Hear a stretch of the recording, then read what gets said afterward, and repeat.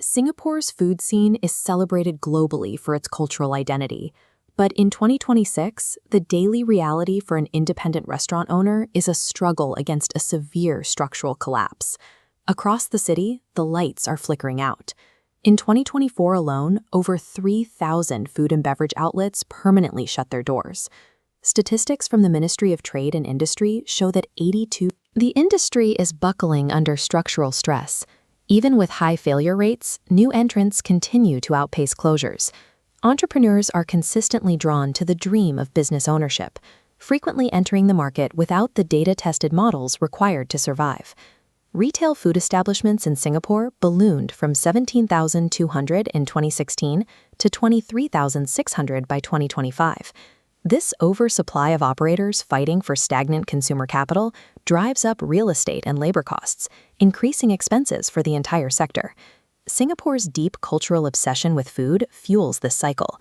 The passion to open new eateries provides the constant demand that keeps rent high and labor scarce, creating a mechanism that actively destabilizes the culinary ecosystem.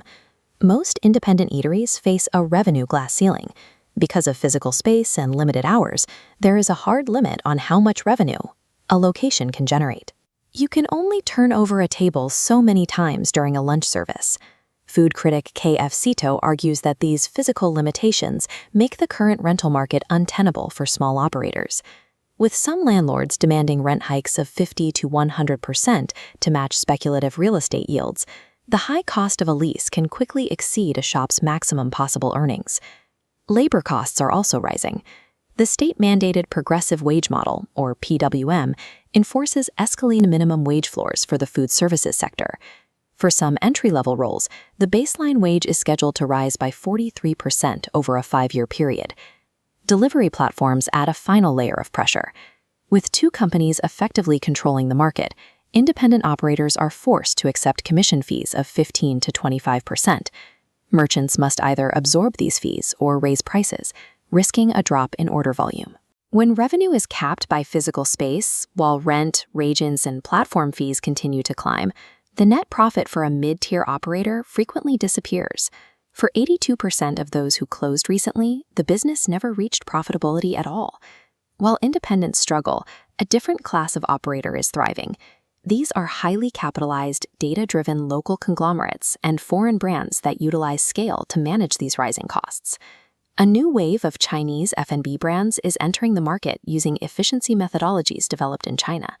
They use data to optimize every micro-movement of their staff, ensuring that kitchens and floor service operate at twice the speed of traditional local outlets. These brands also utilize Internet of Things dispensers to automate production. When a customer orders, machines measure and dispense the formula automatically. This removes human error and reduces the amount of specialized training required for local staff.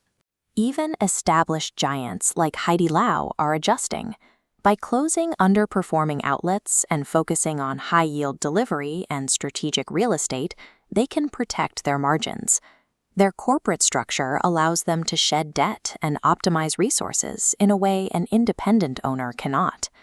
The 2026 landscape rewards extreme operational standardization, algorithmic labor reduction, and the massive scale required to absorb macroeconomic shocks.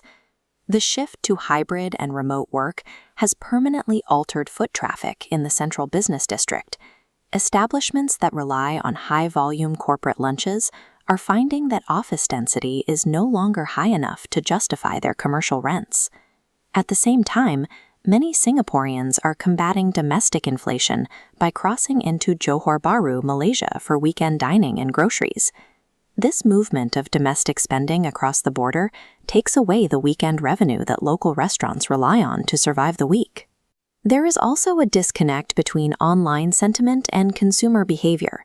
While many express sadness online when a heritage brand closes, they frequently ignore those same businesses when they are open and need revenue. If price is the primary driver of where people eat, the market will continue to favor fast food and automated chains. Independent spaces require consistent patronage to survive in an environment with these high operating costs. The resulting landscape is a barbell economy. On one side are the automated corporate conglomerates with the scale to survive. On the other side is ultra-premium fine dining, where wealthy clientele are willing to pay the high prices required to cover the rent. The middle tier of the market is disappearing. Independent cafes, mid-range family eateries, and traditional heritage hawkers are caught in the center, failing under the weight of rising overhead. Even the city's hawker culture is facing pressure. As more centers move towards social enterprise management, stallholders are seeing new fees and bureaucratic requirements that further squeeze their thin margins. The diverse neighborhood F&B scene is being replaced by an architecture of calculated corporate efficiency. It is an evolution dictated by the high cost of doing business in 2026, a shift that prioritizes economic survival over the city's traditional culinary identity.